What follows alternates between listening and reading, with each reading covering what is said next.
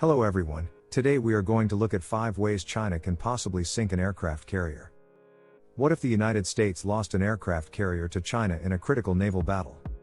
This would be a shot heard around the world and instill panic in the White House, Pentagon, Congress, and the general public.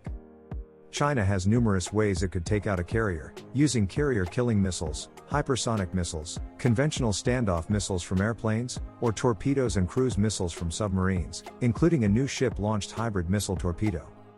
Below, let us explore some of these concepts, which also serves as a de facto primer showing how lethal China's military has become over the last several decades.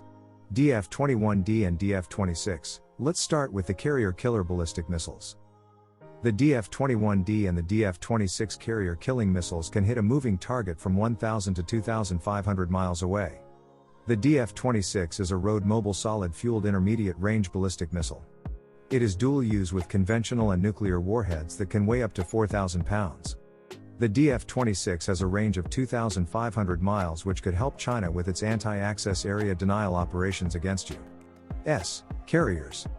The DF-21D is a dedicated anti-ship missile. It is also solid-fueled and road-mobile. Its range is 1,335 miles.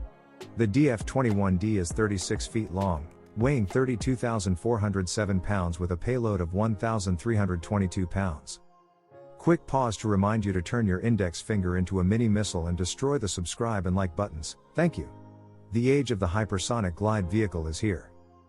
The DF-17 missile with its hypersonic glide vehicle could also destroy an aircraft carrier.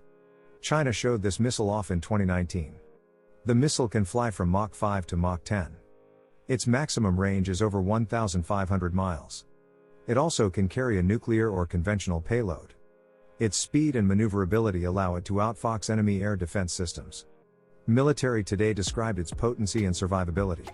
If its initial attack fails, it can even re-engage the target. Alternatively, the glide vehicle can descend to a very low altitude just before reaching its target. Anti-ship missile launches form bombers.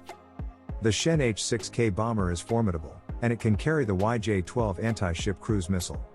This missile flies at Mach 3 and can operate within air maneuvers. It can carry nuclear or conventional payloads with a 1,100-pound warhead and multi-stage booster. Its range after launching from the H-6 bomber is 248 miles.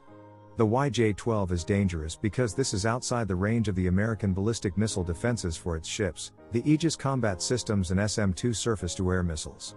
The Missile Defense Advocacy Alliance says, protection against the YJ-12 is even more difficult due to its corkscrew-like turns which allow it to evade final defenses.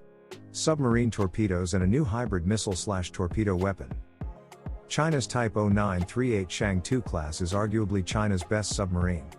It can fire the YJ-82 anti-ship missile and the U-6 wire-guided torpedo.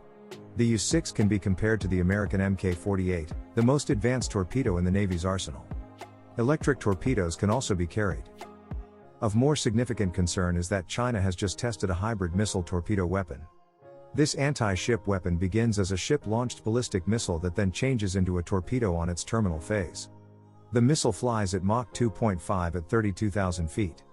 This phase lasts for 124 miles. Then it swoops down to skim the water before it changes into a torpedo. Quick pause to remind you to like, share, comment and subscribe. Thank you. Is the aircraft carrier now obsolete? These are indeed some scary ways a U.S. Navy aircraft carrier could be destroyed. All methods are potent. The American Aegis combat system is good, but it may not be good enough, especially if the YJ-12 is fired outside its range. That leaves the ship's phalanx close-in weapon system as the last-ditch effort to destroy these incoming munitions. Hypersonics are obviously a concern and much tougher to defend against. The DF-21D and DF-26 will keep flat tops from operating where they want. The Americans will have to focus their anti-submarine efforts to ensure enemy subs do not close enough to fire anti-ship missiles or torpedoes. The new hybrid missile torpedo is something that many in the U.S. Navy have probably never pondered, and it will take a new effort of detection if it is ever deployed in numbers. All in all, the Americans will be challenged and may have to stay out of range and depend on its fighters to take the fight to the Chinese before they can launch a strike. Naval intelligence will have its hands full tracking all these weapons. Hope you enjoyed the video. Until next time, take care.